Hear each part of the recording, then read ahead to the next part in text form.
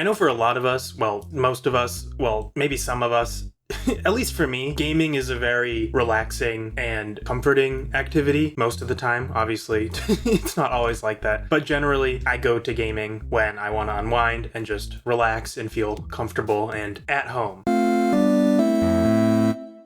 And today, I want to talk about games that kind of capture that ethereal feeling of home. If you're someone that plays games in a similar way to how I do, you probably know exactly what I'm talking about. It's a little hard to put into words. I think it's best if I just explain it with the games. And no, this is not just a list of cozy games.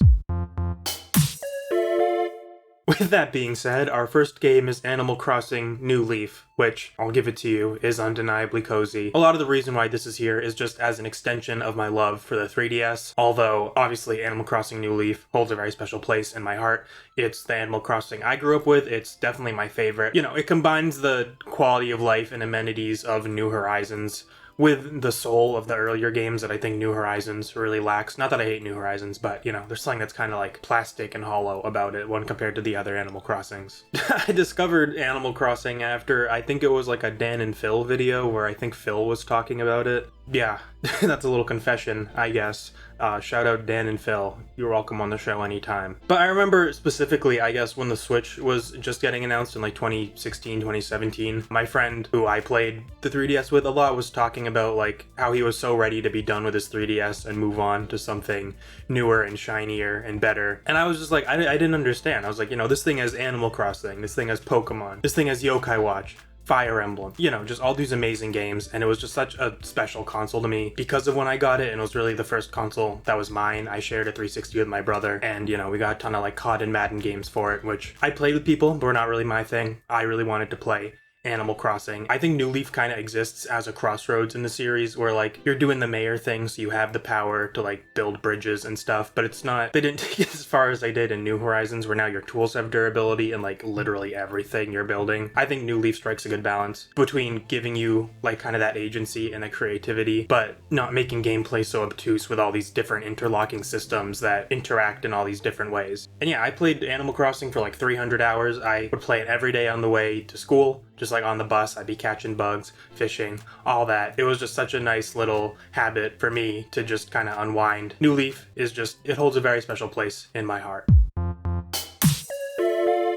Next up is Pokémon Emerald. Now obviously anyone who watches this channel knows that I've been known to catch a Pokémon or two in my day. And I wouldn't even necessarily say Emerald is my favorite Pokémon game. It's probably like at the 3 or 4 favorite mark. It's the one I beat the most just because I played Fire Red and like Emerald a lot as a kid. And then Oraz came out right in like the peak of my interest in Pokemon, so I played those games a ton. And I think also just when I discovered Pokemon, it was during like the Diamond and Pearl Black and White era, but I was playing on emulators, so Fire Red and Emerald, like those art styles just kind of feel like the quintessential Pokemon art style to me, just because that's when I was first getting into Pokemon, that's how I was playing it. There's something super cozy about that. And then you cannot understate the power of the Little Root Town theme.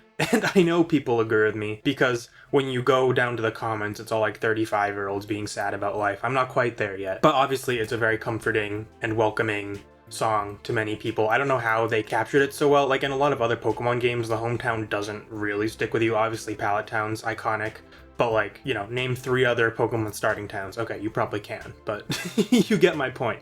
They don't stick with you, but something about Little Root Town is just so perfectly made. I also think, especially in Ruby, Sapphire, and Emerald, the color palette is just so perfect. Like, it's such like rich and lively greens and blues everywhere with all the water. Some would say too much water. And it's such a lively, nice place. There's beaches everywhere. It's a very like tropical feeling region overall. And yeah, you combine that with, I think the region is paced really well as a Pokemon game. So I think it's nice to just kind of play through. There's not many hiccups in the road. I feel like, you know, with some Pokemon games, it's like, okay, you beat the gym and then you have to do some annoying like Team Rocket hideout that kind of feels like it's interrupting your progress. And there's just weird pacing issues.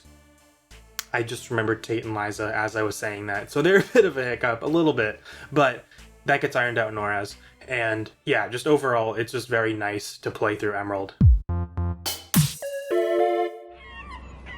Okay, I'm so hyped. I finally get to talk about this game on the channel. Fishing Resort on the Wii, one of the greatest fishing games, one of the greatest Wii games, just one of the greatest games of all time. Obviously, being a Wii game, it uses the motion controls, and this game just gets it perfectly. It feels so nice to fish. And this game's not made by Nintendo, it's made by Xseed, but I can only describe how it feels as like having heavy Wii Sports Resort vibes. Like it's a Wii game through and through and how it looks, and then you're just like at the beach at a hotel in the beginning at least, and those things combine to make this game I feel like it could almost be like DLC to Wii Sports Resort, although the character models are different. It's a little like chibier and stuff than the Mii aesthetic was, because it's like an XE game and that's usually the type of stuff they're doing. So it's a good mix. It's not like 100% Wii Sports Resort, but if it was DLC for Wii Sports Resort, I could be convinced that that's what it was. And then fishing in general just is special to me. I grew up fishing a ton.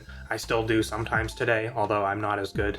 I definitely peaked when I was a kid. And yeah, I don't know, I just love nature and I love being outside. So I have a specific interest, I'd say, in fishing games, and Fishing Resort is genuinely my favorite fishing game ever. There's a really good sense of adventure in this game, like you level up or rank up and then you can go to new places that are all nice and cool. I wouldn't say, maybe nice is like not the right word, because you're in like the Amazon River, which is beautiful and awesome, but also, you know, it's, I think, a little dangerous to be there. But they look really nice, I guess, is my point on the Wii, and they're just a good environment to chill in, and obviously you're not getting attacked in this game, so the dangers of the jungle are a non-factor. But even just at the first area, like every time you cast your rod and you're just waiting, or you're, you know, swiveling your lure around, you hear the seagulls, you hear the waves as you're fishing, and it just feels really nice and relaxing, and it's very rewarding to just keep, you know, casting your line out, see what you get, sell the fish, buy more upgrades. It's a very nice, simple little gameplay loop. There isn't much more going on beyond just, you know, you're fishing and you're trying to go on a little fishing adventure. And for that, Fishing Resort is truly an awesome game. Next up is Dragon Quest Monsters. I like Pokemon. I know Dragon Quest did the monster catching thing first. But yeah, I discovered Dragon Quest Monsters like about a year ago. I'm talking the original Game Boy, the first one. It just captured me instantly. It's it's definitely not a game for everyone. It's a very repetitive gameplay loop. You're not really adventuring anywhere. You're kind of just walking through these randomly generated like tile set forests. And there's like a main hub world tree that all your operations are based out of. And in essence, you're going to the world tree and then you're taking a portal to one of the randomly generated dungeons. You're running through there with your monsters, catching new ones, grinding them up, coming back, fusing them, getting new monsters, repeat. It's a very, very repetitive game, and pretty much only one song plays throughout the whole thing. I think it's like their equivalent of like the Pokemon Route 1 theme. For some reason, this song just like sticks with me. It's very like, I don't know, it feels like you're going on an adventure, but also it's kind of like solemn or somber in a way, and it's just a very interesting mix, especially with like the simple pixel graphics of the Game Boy, which I just love Game Boy RPGs. I think they look so charming and cozy and comforting. I think it is, obviously, just because of my Pokemon bias, but even more than that, just the simple palette of a couple different shades and the small little contained areas you're in just make it feel very warm and comforting. Your monsters follow you around in this game. I think it's because you don't see them in the battle, so like you need to sometimes see them because it's a monster catching game. You obviously want to see your monsters, so they follow you around, and that's really fun. It really does feel like you have a little party with you, and it's not just like you're catching monsters and training them. Yeah, if you like monster catching games and you haven't played Dragon Quest Monsters, I really suggest checking it out. If you like the kind of grindy nature of them and just finding cool monsters, Dragon Quest Monsters is a perfect game in a lot of ways. It's just really, really awesome. The next game's a weird one. A lot of these other games that feel like home, the unspoken prerequisite is that they have to be games that I really like, that are like obvious that I like, you know, like the life sim type games, monster catchers. That's my bread and butter. That's what I'm always playing. So it's easier for those games to feel like home. However, I don't really like this game. I don't think it's that fun. Well, I do like it. I just don't think it's fun. And that's Shenmue on the Dreamcast. I had not gotten very far into this game. I probably wandered around in it for about 3 hours. Genuinely, like the scope and scale and just ambition in this game and in how its world is designed is so awesome. It is genuinely like, you know, like I said, not fun, but interesting and rewarding to walk around this town that really does just feel like a town. It feels like a real believable space. And, you know, I know if I got farther into the game, people have like their own schedules, you can get a job, and I am tempted to try to go back and play it, but the gameplay is very slow and not super engaging. But the world that you're in is so nice that, like, you know, if I turn on a game and try to play it and it does not capture me, or I don't like it as much as I didn't like Shenmue, I would just sell it. But there is something special about Shenmue, just as a work of art, if not as a game, that makes me want to keep it and makes me maybe even want to try to go back and give it another chance and see if I can figure out a way to get into it, because I do want to learn more about this world. And it is such a cool just thing that they were trying to do before open worlds were really a thing at all. And then lastly, for this video is a game about leaving home, and that's Rhapsody II. I know I've brought up this game a ton recently in my recent videos, and that is because I need to spread the good word of this game. Rhapsody II is so awesome. And yeah, like I said, ultimately it's a game about leaving home. You're a princess and you're growing up and you're going out on an adventure. But I think also it's a game about finding your home with other people. Like pretty much for the whole game, your best friend from your childhood is traveling with you. If you achieve something, you guys do like a combo dance together. It's like such a cute little thing. You have like your retainers that follow you and try to make sure you're safe, and they have their own little stuff going on. Your parents and your friend's parent are just so nice to you, and everyone's just genuinely like so caring in this game that even though it is about leaving home, it's also about, being with the people that care about you and finding your home in those people rather than in a random location, and finding strength from your community and having people around you. And it is just such a nice message.